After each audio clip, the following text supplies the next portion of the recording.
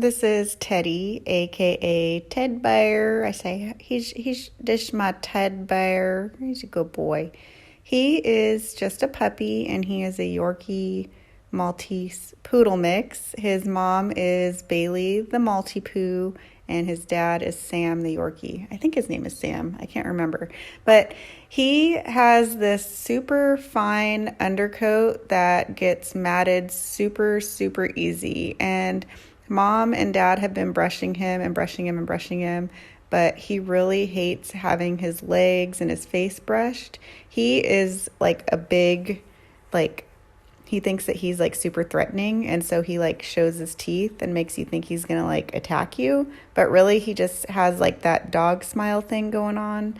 And he's very protective and growls, but he doesn't mean anything by it. But I have to shave him in a number 7, and I like to play with their little areas that I just shaved, because when the hair gets knotted, it's they don't really feel their skin as much anymore. I don't know, like if you're a chick and like you keep your hair up in a ponytail, you know, when you like take your ponytail out and like you rub the spot where your ponytail was, like that's how I think it feels for the dogs who get like tight mats taken off. And his mats aren't terrible tight. In this area that I'm shaving here, it's called the tuck up, and on his leg is a little tighter, but Mom and Dad have been doing a really good job keeping his back brushed and stuff, but his legs were just too knotted that I just had to shave him down pretty short, just because brushing super duper knotted areas would be super painful. So shaving is the most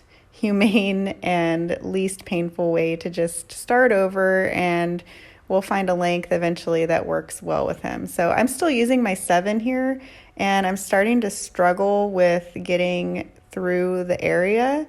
So I give up with my 7 in that area, and I save that area to use a number 10 blade, which is shorter than a number 7. We've actually had some dogs come where their coat is so matted that we can't get our shortest blade through, which is a number 10. There are shorter blades. There's a 30 blade and a 40 blade, but those are considered surgical blades, and working in corporate, we're not allowed to use those on the dog. So if that were the case where we weren't able to get the dog shaved down with what we're allowed to safely use, we would have to refer the dog out to a vet or a private groomer where they would be able to go shorter. Why do dogs get matted? Well, all these mixed breeds and dogs that are considered hypoallergenic or shedless, they say shedless. Well, they're not technically shedless. They just shed differently than a regular, like, lab, or shed differently than a chihuahua or something. The hair on those dogs falls out. So that's why you get like piles of hair on your floor, hair all over your clothes. But with these quote unquote shedless dogs, they still shed, it just doesn't fall out the same. So if you're not brushing and combing properly, that's when it starts to build up, and that's what causes the mats. And unfortunately, people think that, well, my dog is dirty, so I need to wash my dog. And when people wash their dog and they have like the packed coat, and it makes it worse, because think about it as like something like the mats are absorbing the water. I'm using hand motions and like while I'm recording this, but the coat is absorbing the water, and then it dries and it just like shrinks more to the skin. This is when we get to the point where we would have to refer a dog out, because it gets tighter and tighter and tighter and tighter. So it's really, really important to comb your dog all the way through, brush your dog all the way through before you wash it. If you have a dog that, it's already matted, but he's dirty, then just if you can refrain from washing him and get him into your groomer so that we can get him started over, or at least catch it before it's too matted, and we could just like brush it out for you. But don't wash your dog if you haven't brushed it out completely. That's my if you take anything away from this, don't wash your dog if your dog is getting matted. Lately, dogs have been coming in. I've been seeing less and less matted dogs, which is awesome. It just means that people are learning and they're educated. And I feel like with the pandemic, the good thing that's come out of it is people are very much having to do some stuff at home, and they're kind of realizing like, oh, my golden doodle isn't as low maintenance as I thought it might be. So I'm supposed to be explaining what I'm doing with Teddy Bear, but I'm getting sidetracked. So there's matted dogs who are like completely neglected. We see a lot of families get these cute little Malteses or cute little poodle mixes or poodles, and they are cute when they're babies, and they don't really know anything about what kind of maintenance needs to go into having these dogs. Every 6-week grooming, brushing at home every day, and the novelty wears off and they just get put in the backyard. And these are the really sad cases. These are the ones that we sometimes will have to refer out because the matting is so tight. People will be kind of embarrassed that their dog is dirty, so they'll wash it, and then it makes the mats tighter, like I explained before. But these types of dogs are less and less coming in, which makes me sad in a way. Like, I'm worried, are they coming in less because they just don't know, or are they coming in less because they are maintaining their coats better and kind of getting a better understanding? So besides our backyard babies that get neglected, mats occur when people they just don't know. And we do not judge you for not knowing. Like, we are here to educate you. At least most of us are here to educate you and help you understand why your dog's coat does this, what your dog's coat needs to be brushed out, and just, if you have questions, just ask. And hopefully you have a groomer that you trust to ask questions, and hopefully your groomer will take it upon themselves even to suggest ways to maintain your dog's coat at home, especially during these times. We don't know what kind of closures are going to happen, things like that. So doing stuff at home as much as possible is really going to be better for us and you, and most importantly, your dog. Okay, now my 7-minute tangent is over. I go over Teddy's coat with my 7-blade just to get some kind of cowlick areas. Because I pre-shaved him, he has kind of like a waviness to his coat. A lot of people ask me, why don't you shave your dogs before you wash and dry them to save on time? This is why. I don't really like when the hair is kind of wavy.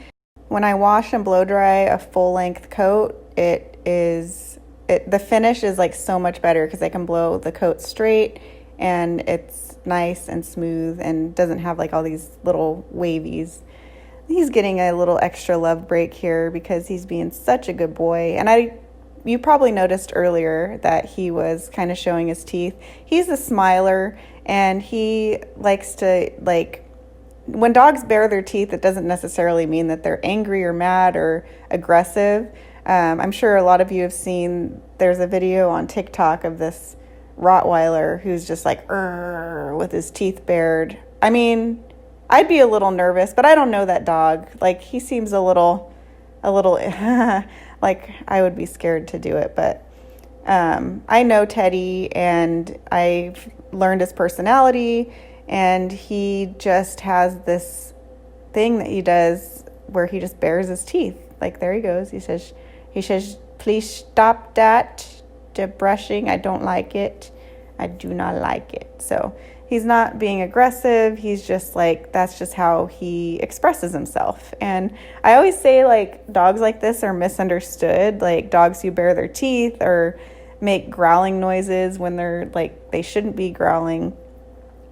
And he's not showing any other signs of aggression. He's not fearful. He's not like leery of me, which would give me an indication that I should be like careful. But I mean, of course I'm careful, but I just know he's not gonna do anything. Like, that's just the way he is. He says, I'm just misunderstood.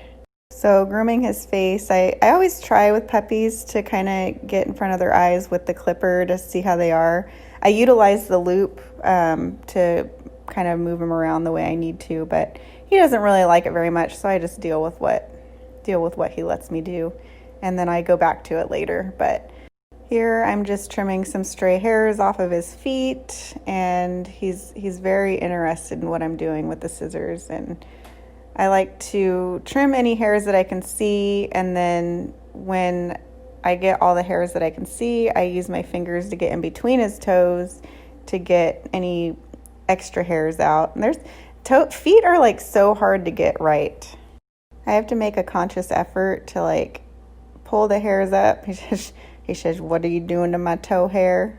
I said, "Ted Bear, you're fine. You be a good boy. Don't be mean boy. You be good boy." But look, he's like licking me at the same time. It's like, come on, dude. Really? You're so silly.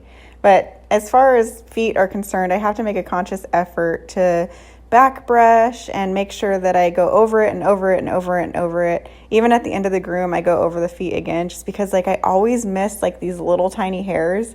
Like the dog will be going out to go home and I'm like, there's a foot hair that I missed. So I use my slicker brush to go backwards on the brush or backwards on the feet and scissor it again, and then I'll come back to it again later.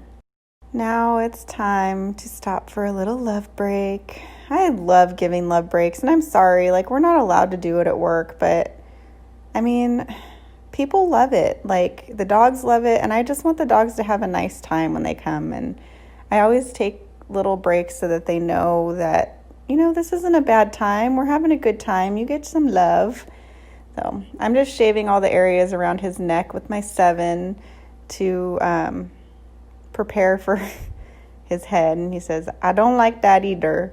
So he is very sensitive. He's very head shy. He doesn't really like stuff on his head. He doesn't like his face being brushed or combed out. But every single time he comes in, he's doing better and better and better for these areas. So I kind of go a little at a time, and so it's not super overwhelming. And I try to do as much scissor work as possible because he's pretty good with just having the scissors, which is good. I have some dogs that are so afraid of the scissors. One dog I groom, I've been grooming her forever, and nothing has ever happened with the scissors, but she doesn't like the snip sound of the scissors, and she like tries to bite them. And I'm like, "Lucy, you cannot bite the scissors. It's very dangerous." So, but I lift his ears up so that I can kind of see under his chin, and I try to make it as round as I possibly can. His ears, like, either they have to be really long or they have to be really short. I ended up not cutting him this visit just because I ran out of time and I was tired, and Mom was here to pick him up. But I told Dad, I was like, if you want his ears short, I'll do his ears short. So next time we'll do short ears on him. But right now he's got natural ears.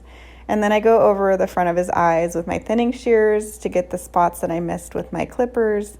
And I use my thinning shears a lot to blend things down and just kind of create the shape that I want. I used to use my thinning shears to take length off, which took forever, but now I feel like more confident, and I just hack away with my scissors so that I just have to use my thinning shears for shaping.